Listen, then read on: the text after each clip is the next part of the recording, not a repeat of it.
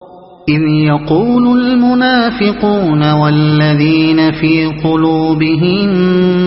مرض غر هؤلاء دينهم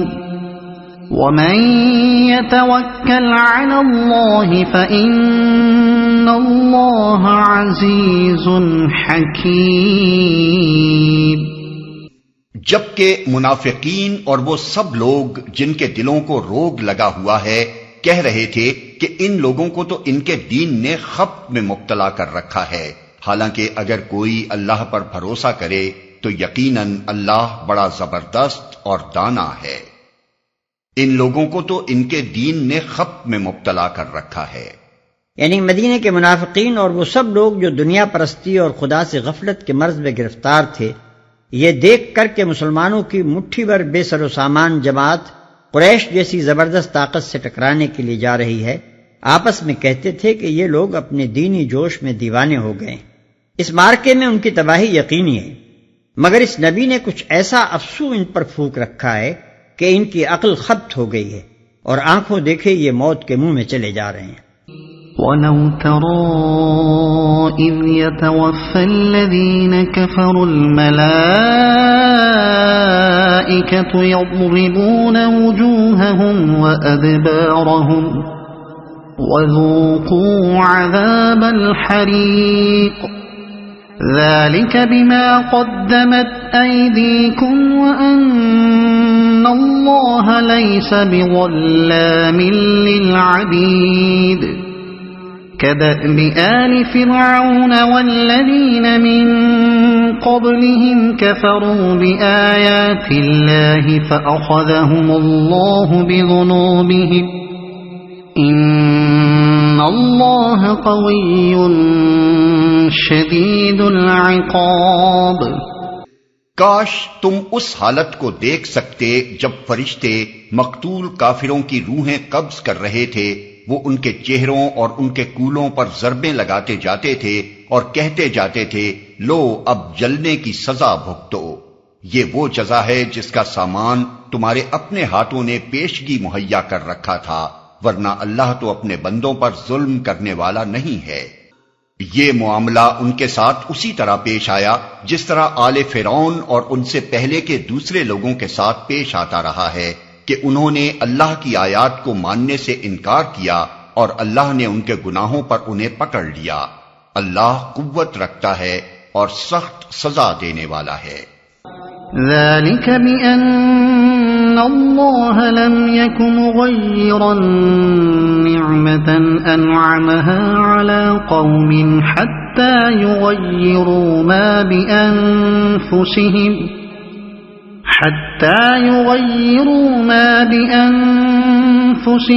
وأن الله سميع عليم۔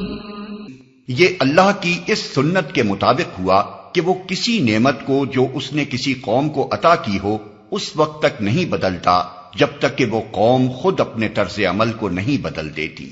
اللہ سب کچھ سننے اور جاننے والا ہے۔ جب تک کہ وہ قوم خود اپنے طرز عمل کو نہیں بدل دیتی، یعنی جب تک کوئی قوم اپنے آپ کو پوری طرح اللہ کی نعمت کا غیر مستحق نہیں بنا دیتی، اللہ اس سے اپنی نعمت سلب نہیں کیا کرتا۔ كَدَأْبِ آلِ فِرْعَوْنَ وَالَّذِينَ مِن قَبْلِهِمْ كَذَّبُوا بِآيَاتِ رَبِّهِمْ فَأَهْلَكْنَاهُمْ بِذُنُوبِهِمْ وَأَغْرَقْنَا آلَ فِرْعَوْنَ وَكُلٌّ كَانُوا ظَالِمِينَ۔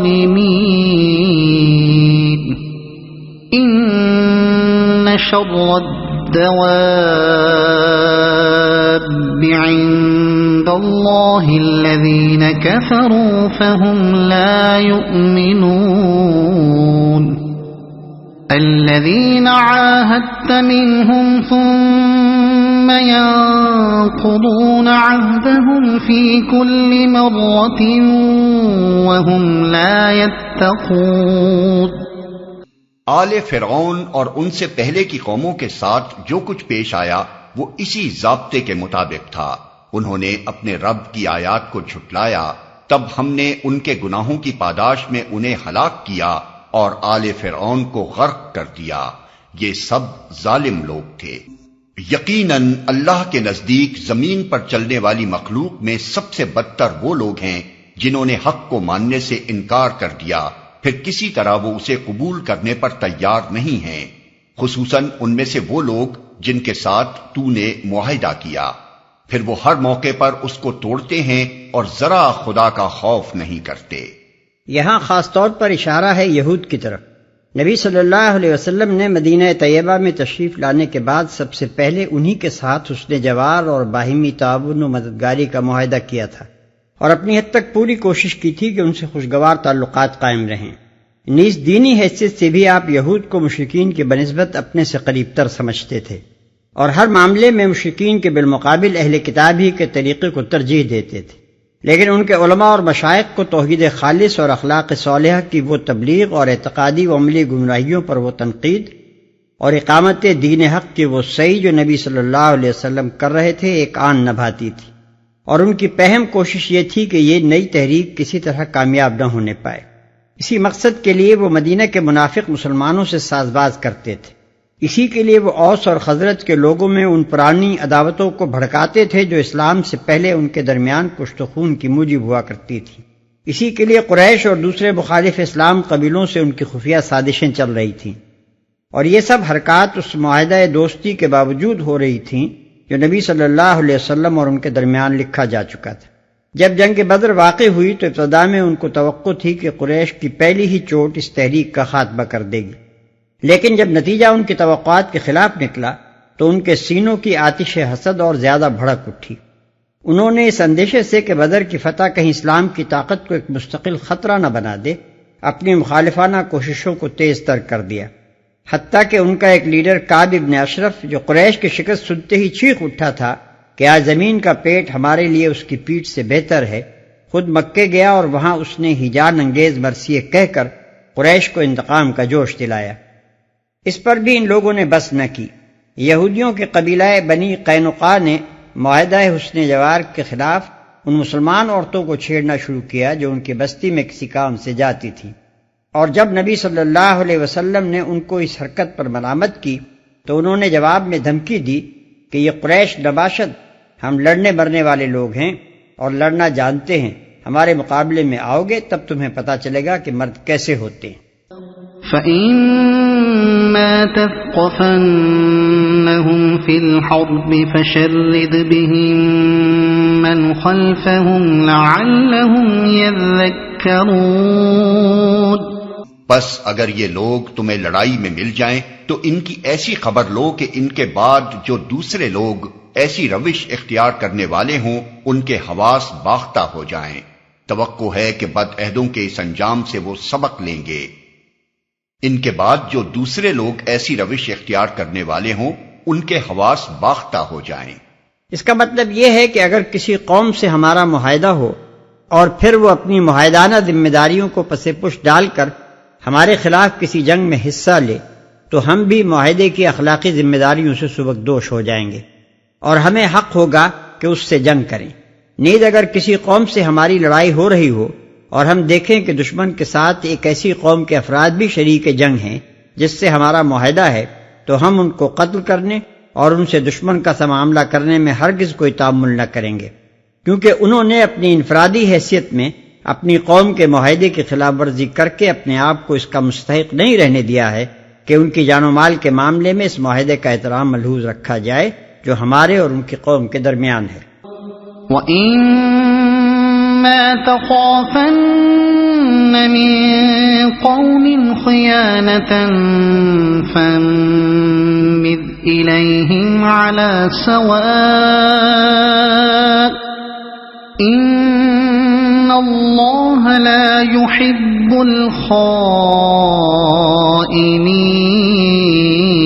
الْخَائِنِينَ۔ اور اگر کبھی تمہیں کسی قوم سے خیانت کا اندیشہ ہو تو اس کے معاہدے کو علانیہ اس کے آگے پھینک دو، یقیناً اللہ خائنوں کو پسند نہیں کرتا۔ اس معاہدے کو علانیہ اس کے آگے پھینک دو۔ اس آیت کی روح سے ہمارے لیے یہ کسی طرح جائز نہیں ہے کہ اگر کسی شخص یا گروہ یا ملک سے ہمارا معاہدہ ہو اور ہمیں اس کے طرز عمل سے یہ شکایت لاحق ہو جائے کہ وہ عہد کی پابندی میں کوتاہی برت رہا ہے،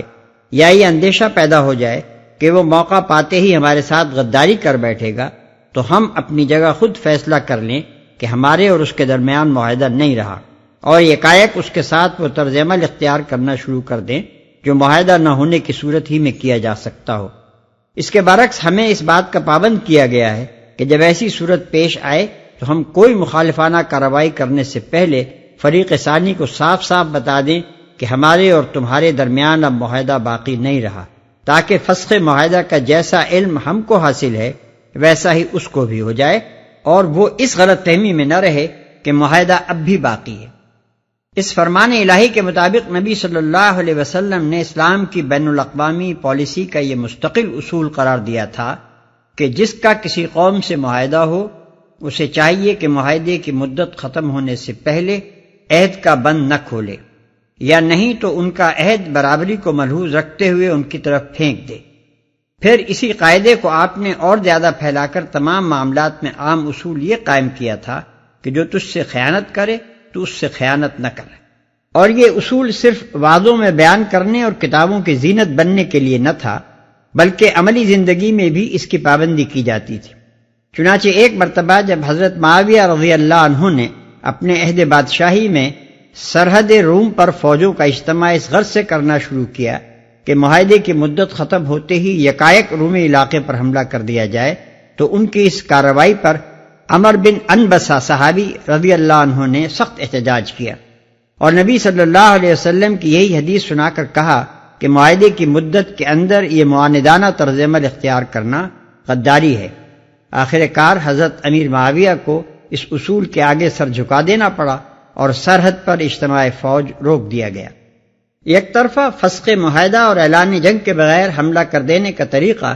قدیم جاہلیت میں بھی تھا، اور زمانہ حال کی مہذب جاہلیت میں بھی اس کا رواج موجود ہے۔ چنانچہ اس کی تازہ ترین مثالیں جنگ عظیم 2 میں روس پر جرمنی کے حملے اور ایران کے خلاف روس و برطانیہ کی فوجی کارروائی میں دیکھی گئی ہیں۔ عموماً اس کارروائی کے لیے یہ عذر پیش کیا جاتا ہے کہ حملے سے پہلے مطلع کر دینے سے دوسرا فریق ہوشیار ہو جاتا اور سخت مقابلہ کرتا، یا اگر ہم مداخلت نہ کرتے تو ہمارا دشمن فائدہ اٹھا لیتا۔ لیکن اس قسم کے بہانے اگر اخلاقی ذمہ داریوں کو ساقط کر دینے کے لیے کافی ہوں تو پھر کوئی گناہ ایسا نہیں ہے جو کسی نہ کسی بہانے نہ کیا جا سکتا ہو۔ ہر چور، ہر ڈاکو، ہر زانی، ہر قاتل، ہر جعلساز اپنے جرائم کے لیے ایسی ہی کوئی مصلحت بیان کر سکتا ہے۔ لیکن یہ عجیب بات ہے کہ یہ لوگ بین الاقوامی سوسائٹی میں قوموں کے لیے ان بہت سے افعال کو جائز سمجھتے ہیں جو خود ان کی نگاہ میں حرام ہیں، جبکہ ان کا ارتکاب قومی سوسائٹی میں افراد کی جانب سے ہو۔ اس موقع پر یہ جان لینا بھی ضروری ہے کہ اسلامی قانون صرف ایک صورت میں بلا اطلاع حملہ کرنے کو جائز رکھتا ہے، اور وہ صورت یہ ہے کہ فریق ثانی علل اعلان معاہدے کو توڑ چکا ہو اور اس نے صریح طور پر ہمارے خلاف معاندانہ کارروائی کی ہو۔ ایسی صورت میں یہ ضروری نہیں رہتا کہ ہم اسے آیت مذکورہ بالا کے مطابق فسخ معاہدہ کا نوٹس دیں، بلکہ ہمیں اس کے خلاف بلا اطلاع جنگی کارروائی کرنے کا حق حاصل ہو جاتا ہے۔ فقہاء اسلام نے یہ استثنائی حکم نبی صلی اللہ علیہ وسلم کے اس فعل سے نکالا ہے کہ قریش نے جب بنی خزاعہ کے معاملے میں صلح حدیبیہ کو علانیہ توڑ دیا تو آپ نے پھر انہیں فسخ معاہدہ کا نوٹس دینے کی کوئی ضرورت نہ سمجھی، بلکہ بلا اطلاع مکے پر چڑھائی کر دی۔ لیکن اگر کسی موقع پر ہم اس قاعدہ استثناء سے فائدہ اٹھانا چاہیں تو لازم ہے کہ وہ تمام حالات ہمارے پیش نظر رہیں جن میں نبی صلی اللہ علیہ وسلم نے یہ کارروائی کی تھی، تاکہ پیروی ہو تو آپ کے پورے طرز عمل کی ہو، نہ کہ اس کے کسی ایک مفید مطلب جز کی۔ حدیث اور سیرت کی کتابوں سے جو کچھ ثابت ہے وہ یہ ہے کہ اولاً قریش کی خلاف ورزی عہد ایسی سری تھی کہ اس کے نقص عہد ہونے میں کسی کلام کا موقع نہ تھا۔ خود قریش کے لوگ بھی اس کے معترف تھے کہ واقعی معاہدہ ٹوٹ گیا ہے۔ انہوں نے خود ابو سفیان کو تجدید عہد کے لیے مدینے بھیجا تھا، جس کے صاف معنی یہی تھے کہ ان کے نزدیک بھی عہد باقی نہیں رہا تھا۔ تاہم یہ ضروری نہیں ہے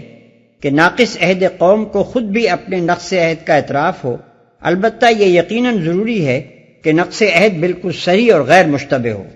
ثانیاً نبی صلی اللہ علیہ وسلم نے ان کی طرف سے عہد ٹوٹ جانے کے بعد